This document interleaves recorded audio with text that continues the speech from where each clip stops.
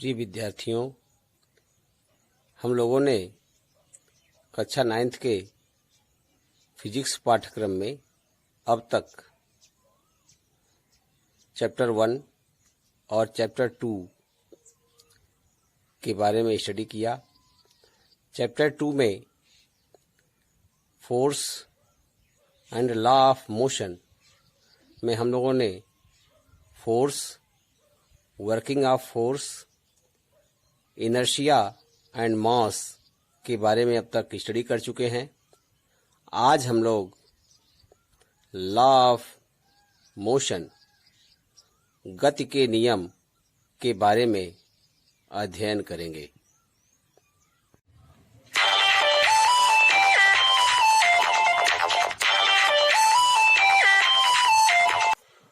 वैज्ञानिक न्यूटन ने सन 1686 ईस्वी में बल और गति से संबंधित निम्नलिखित 3 नियम दिए। इन नियमों को ही न्यूटन के गति के नियम या गति विषयक नियम कहते हैं। तो आइए शुरू करते हैं। न्यूटन का पहला नियम, Newton's first law of motion. Newton के गति का प्रथम नियम। इस नियम के अनुसार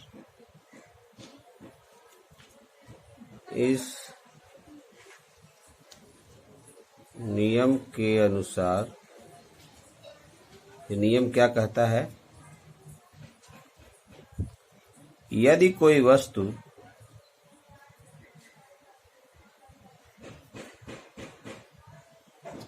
विरामावस्था में है, यदि कोई वस्तु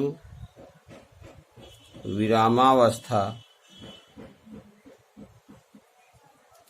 में है तो यह विरामावस्था में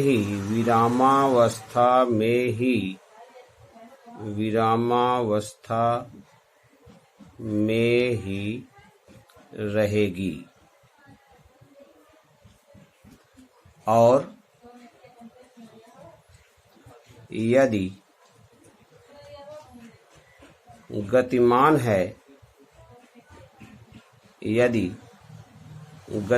है तो वह उसी प्रकार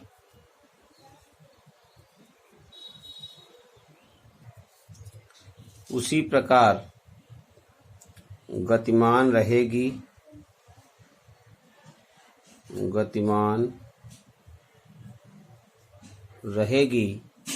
जब तक कि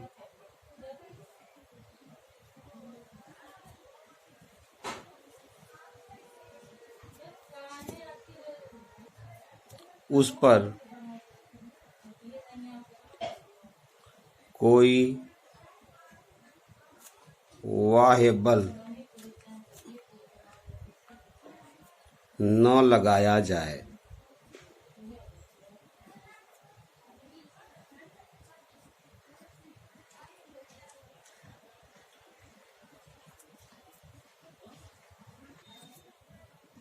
इस प्रकार प्रत्येक वस्तु अपनी अवस्था में होने वाले परिवर्तन का विरोध करती है। वस्तुओं की यह प्रवृत्ति ही जड़त्व कहलाती है। हम लोगों ने अभी पढ़ा कि यदि कोई वस्तु विरामावस्था में है तो वह विरामावस्था में बनी रहेगी और यदि वह गतिमान है तो वह उसी प्रकार गतिमान रहेगी जब तक कोई बाह्य बल न लगाया जाए। इस नियम को गैलीलियो का नियम या जड़त्व का नियम भी कहते हैं। इस नियम को यानी न्यूटन के गति के पहले नियम को गैलीलियो का नियम या जड़त्व का नियम भी कहते हैं। आइए दूसरा नियम देखते हैं। इस Newton second law of motion के अनुसार किसी वस्तु पर लगाया गया बल F उस वस्तु के द्रव्यमान m तथा उस वस्तु में बल की दिशा में उत्पन्न त्वरण a के गुणनफल के अनुक्रमानुपाती होता है। अर्थात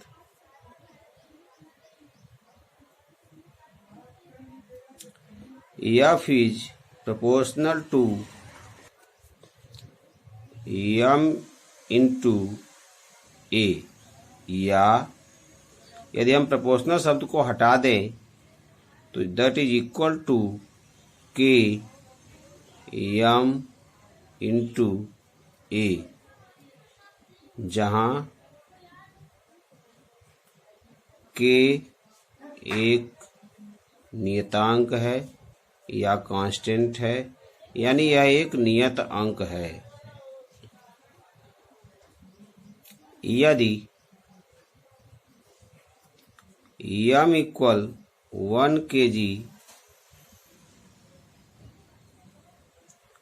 a equal 1 metre per second square, तो F इक्वल 1 न्यूटन। यह मान समीकरण 1 में अगर रख दें, यह मान समीकरण 1 में रखने पर तो हमें फाइंड होगा 1 इक्वल k इंटू 1 इंटू 1, या k इक्वल हो जाएगा 1। अब k का मान समीकरण 1 में रखने पर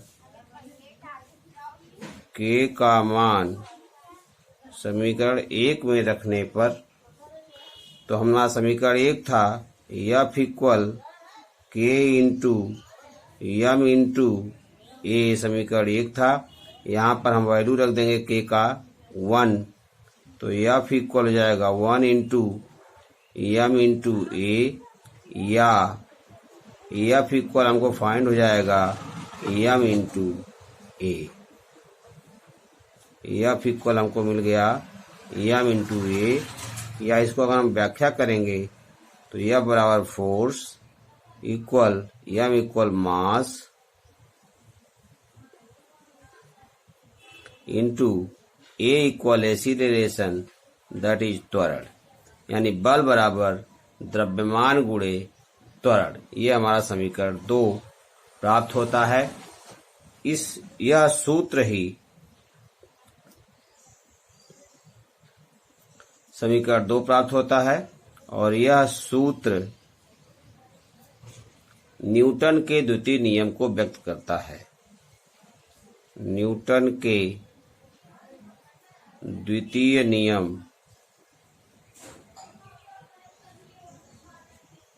को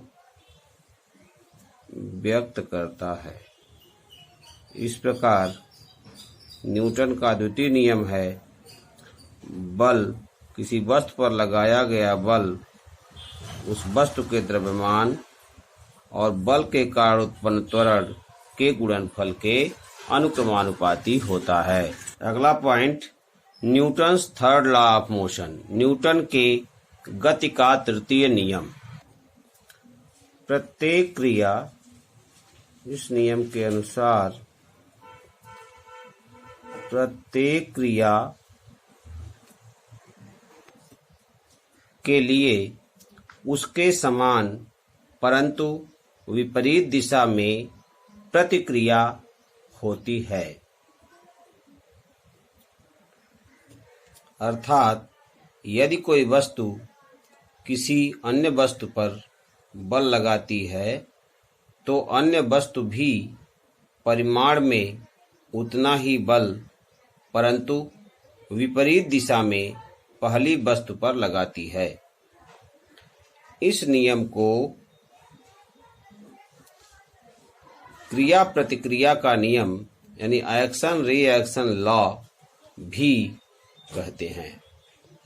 मित्रों, जब कोई वस्तु किसी एक वस्तु पर बल लगाती है तो दूसरी वस्तु भी पहली वस्तु पर समान मात्रा में परंतु विपरीत दिशा में बल लगाती है।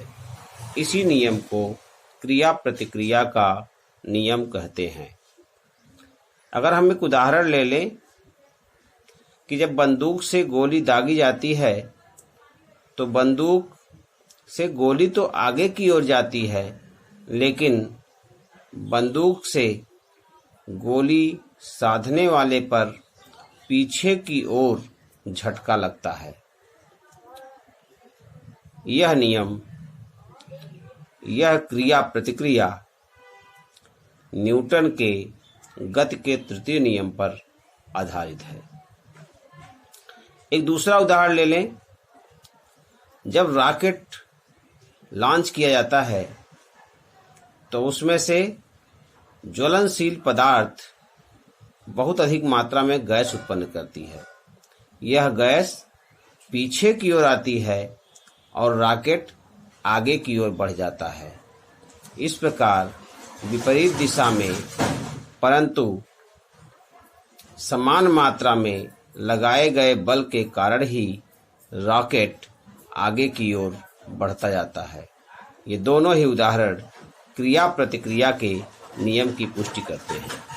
इस प्रकार ये आज हम लोगों ने न्यूटन के गति के प्रथम, द्वितीय और तृतीय नियम की परिभाषा और उसका व्याख्या पढ़ा। कल हम लोग न्यूटन के गति के प्रथम नियम को उदाहरण सहित, द्वितीय नियम को उदाहरण सहित और इनके पूरी रूप से व्याख्या के बारे में अध्ययन करेंगे। धन्यवाद।